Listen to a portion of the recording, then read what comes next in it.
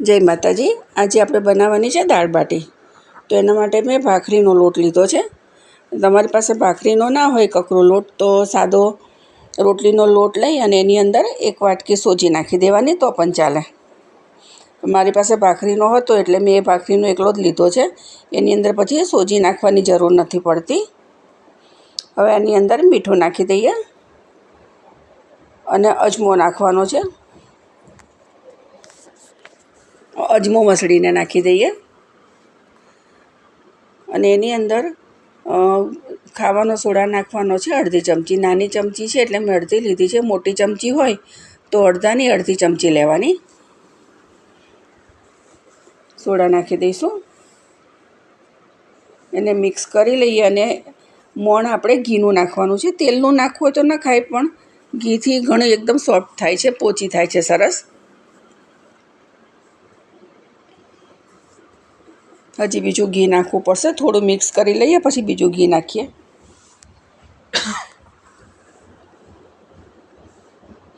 મોણ આપણે મુઠ્ઠી પડતું નાખવાનું છે, એકદમ કડક મુઠ્ઠી વળે ને એ રીતનું। હજી મોણની જરૂર પડશે અને આવી રીતે બે હાથથી મસળી લેવાનું એટલે લોટના દરેક કણની અંદર મોણ લાગી જાય।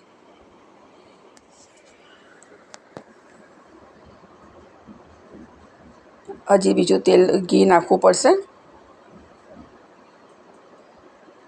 ઘણા ઘી અને તેલ મિક્સ કરીને પણ નાખતા હોય છે, એકલું તેલ પણ નાખતા હોય છે, પણ હું એકલું ઘી જ નાખું છું। જો આવી રીતે મુઠ્ઠી વળે એટલું મોણ નાખવાનું છે અને એની માટે પાણી ગરમ લેવાનું છે હુંફાળું। તમારે ભલે 10 વખત નાખવું પડે, પણ એકદમ થોડું થોડું પાણી નાખતું જવાનું અને લોટ બાંધતું જવાનું છે। અને લોટ બાંધતા વખતે જો પાણી ઠંડુ થઈ જાય તો બીજી વાર ગરમ કરી લેવાનું। નોર્મલ પાણી પણ નહીં ચાલે, તમારે પોચી કરવી હોય ઉપરથી કડક અને અંદરથી પોચી તો ગરમ પાણી જ લેવું પડશે।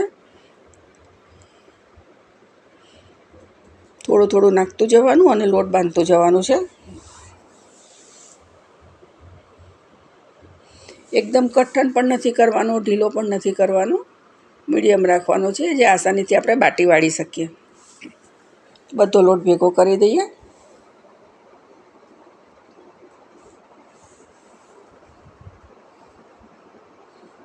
આ રીતનો રાખવાનો છે, જુઓ કઠણ પણ નથી, પોચો પણ નથી। એકદમ આમ નરમ રાખશો, પોચો પડી ગયેલો હોય લોટ એવો તો તમારી બાટી બિલકુલ સારી નહીં થાય। એને ઢાંકીને 5-10 મિનિટ માટે રહેવા દઈશું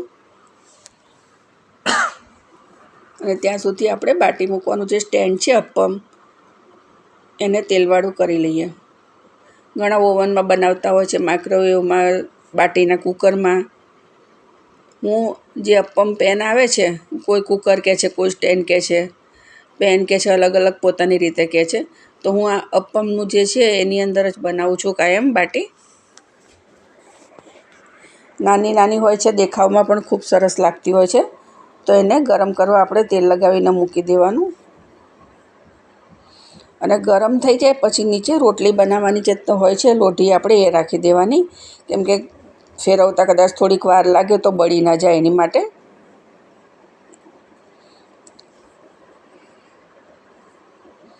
હવે નાની નાની બાટી વાળી અને આપણે મૂકી દઈશું એની અંદર।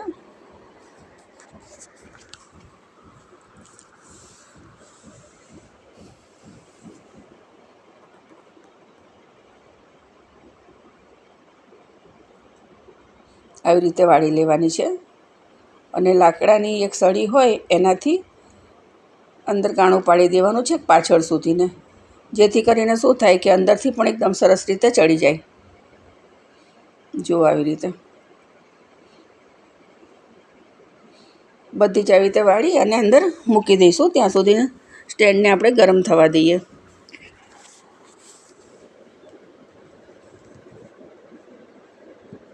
સરસ ગરમ થઈ ગયું છે। હવે બાટી ગોઠવીને પછી નીચે આપણે લોઢી મૂકી દઈશું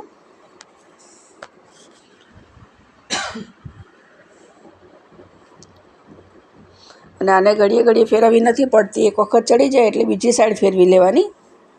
2 વખત જ ફેરવવી પડે છે। બધી બાટી ગોઠવી દઈશું।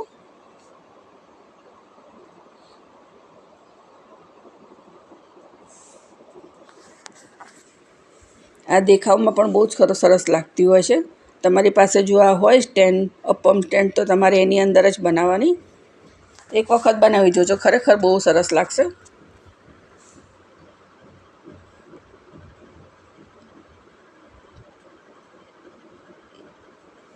ને ઢાંકીને આપણે ધીમા તાપ ઉપર 10 થી 12 મિનિટ સુધી રાખવું પડશે. ગેસ એકદમ ધીમો જ રાખવાનો છે. ફાસ્ટ ગેસ રાખશો તો ઉપરનું પડ બળી જશે, અંદરથી કાચું રહેશે. એટલે એકદમ ધીમા તાપે જ કરવાનું છે.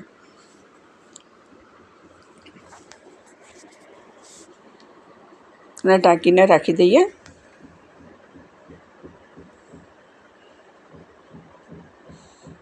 ત્યાં સુધીને આપણે દાળની બધી તૈયારી કરી લઈએ. તો દાળ સરસ, આ મિક્સ દાળ છે, ચડી ગઈ છે. તો ટમેટાં, ડુંગળી, લસણ બધું આપણે પીસી લઈશું. મરચાં મારી પાસે પીસેલા છે, પછી મિક્સ કરી દઈશું. જોઈ લઈએ.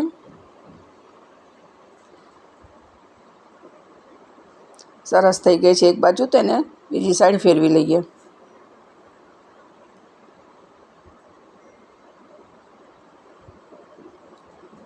જો બધી સરસ ચડી ગઈ છે. અને આ ફાટવા પણ લાગી છે, એટલે અંદરથી પણ ચડી જવા આવી છે.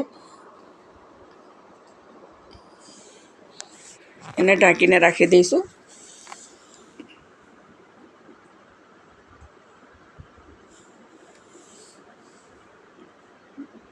હજી થોડી વાર રાખવું પડશે ઢાંકીને. મેં ઘી ગરમ કરી લીધું છે. હવે તો કાઢી અને આપણે સીધી જ ઘીમાં મૂકી દઈશું બધી બાટીને.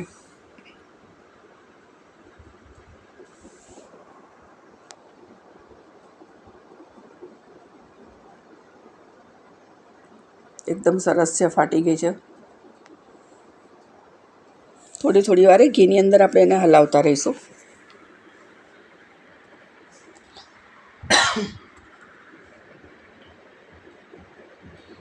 થોડી વાર એને ઉપર નીચે ફેરવતા રહેવાનું છે.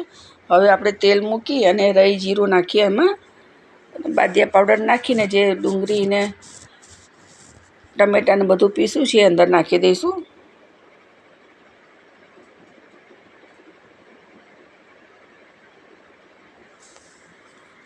હવે એમાં મસાલો કરી લઈએ. હળદર નાખવાની છે, ધાણા જીરું,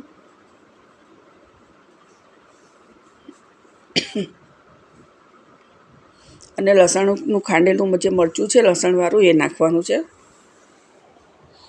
તમે લસણ ના ખાતા હોય તો કાશ્મીરી મરચું એકલું નાખો તો પણ ચાલે. અને એકદમ સતળાઈ જાય અને તેલ છૂટું પડે પછી દાળ નાખવાની છે, ત્યાં સુધી સાતળવાનું. હવે કસૂરી મેથી નાખી દઈએ.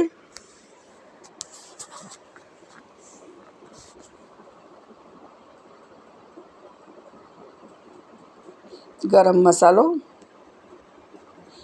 અને મીઠું આપણે બાટીમાં પણ નાખ્યું છે લોટની અંદર, અને દાળને બાફવા મૂકી ત્યારે પણ નાખ્યું હતું.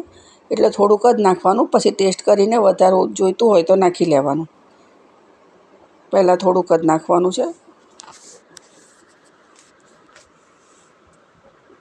હવે આમાં થોડી દાળ નાખીને પછી એ બધું કુકરમાં નાખીને આપણે ઉકાળશું. મારો વિડીયો સારો લાગ્યો હોય તો લાઈક કરજો, શેર કરજો, કમેન્ટ કરજો, અને નવા હોય તો સબસ્ક્રાઈબ કરજો.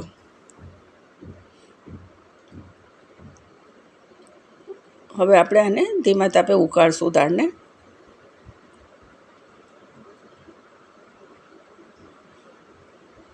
બધું વઘાર ઉપર આવી ગયો છે તેલ મરચાંનો. તો દાળ આપણી હવે તૈયાર છે.